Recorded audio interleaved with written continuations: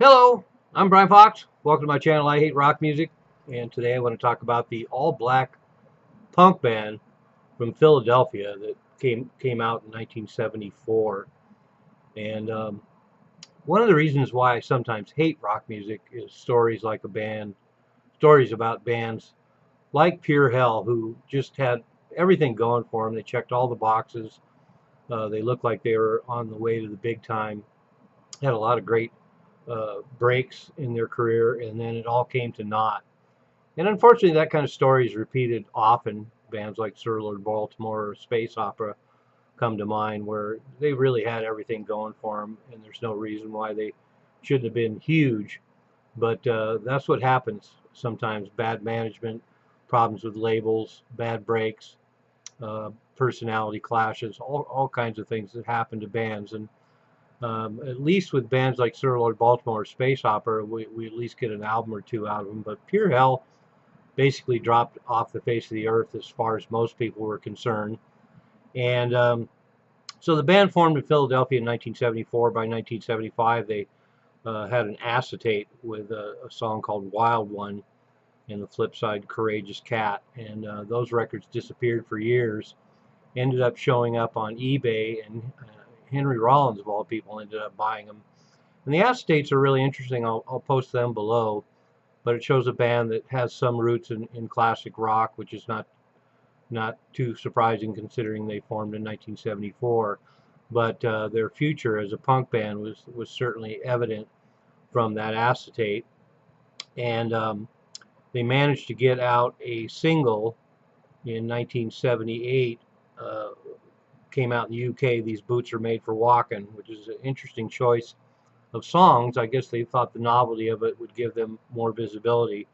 But that's the only thing they came out with in their lifetime. And once again, um, Curtis Knight ended up being their manager, and he held on to the master tapes of their record. And then some 28 years later, the master tapes end up on eBay, and somebody bought them and finally issued the album Noise Addiction.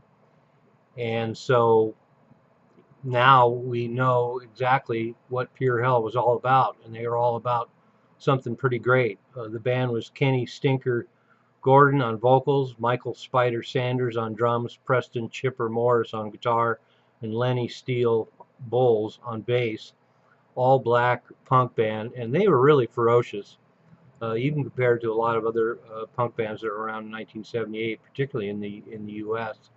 They were completely ferocious, great musicians, and very charismatic frontman.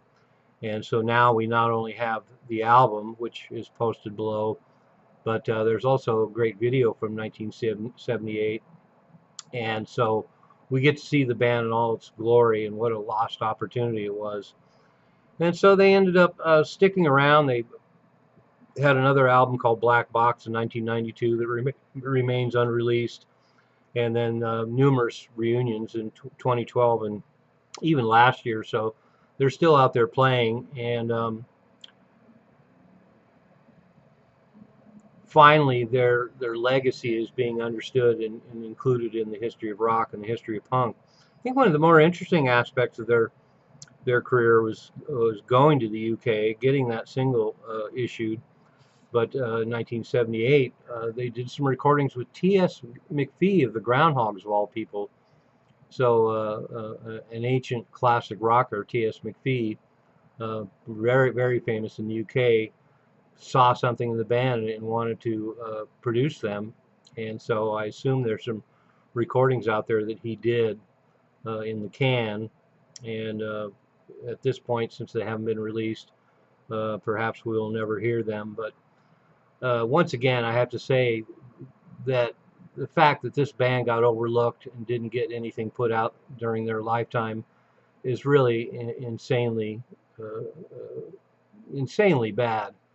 The album itself is, as I mentioned earlier, they're just ferocious. I mean, it's as good as punk rock gets.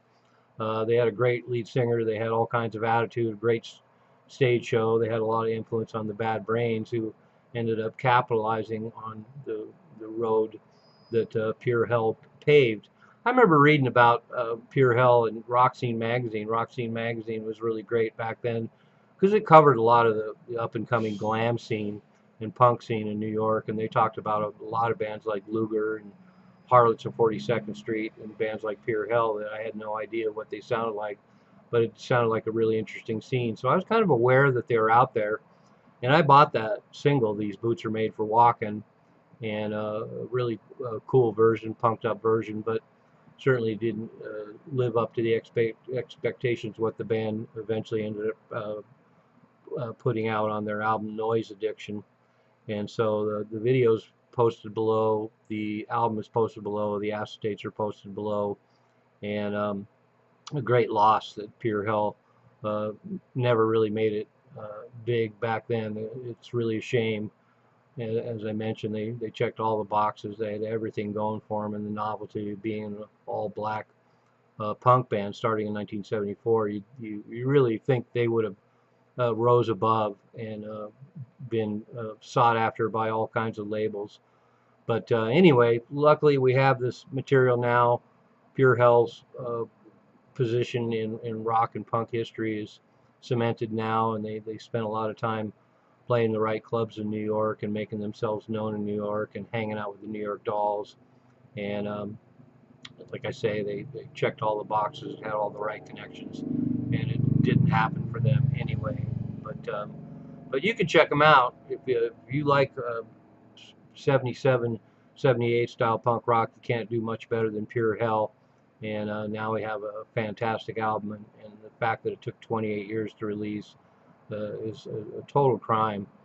So anyway, Pure Hell, check them out. I'm Brian Fox. Thanks for watching I Hate Rock Music.